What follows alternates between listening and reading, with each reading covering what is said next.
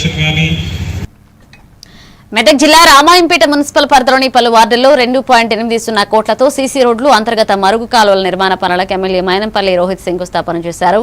Municipal chairman Lavanya Nagaraju ఆధ్వర్యంలో జరిగిన ఈ కార్యక్రమంలో పట్టణాన్ని అన్ని రంగాల్లో అభివృద్ధి చేస్తామని ఎమ్మెల్యే తెలిపారు.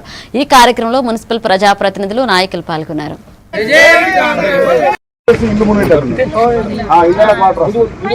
అదే ఏం లేదు సార్ సార్ సార్ గ్యాస్ బండి వచ్చిన వాటర్ వచ్చిన అది స్లోప్ ఎక్కించనే అయితే బండ్లకు వెహికల్ ఇబ్బంది అవుతుంది. దానికి ఇంజనీరింగ్ ప్రకారం ఇంతకుముందు రాంగ్ చేశారు. ఇంతకుముందు అది కరెక్ట్. మరి రామాయంపేట్ పట్టణంలో గతంలో ఎన్నడూ లేని విధంగా పలు అభివృద్ధి కార్యక్రమాలకి శంకుస్థాపన చేసుకోవడం జరిగింది. ఇదే కాదు, భవిష్యత్తు ఇంకా బ్రహ్మాండంగా అభివృద్ధి సేవా సంక్షేమ కార్యక్రమాలు చేపట్టుకుంటూ మరి ఇంద్రమ్మ పాలనని, ఇంద్రమ్మ రాజ్యాన్ని గల్లీ గల్లీకి తీసుకుపోయి అన్ని ప్రజల అన్ని కష్టాలు సమస్యలు తీర్చే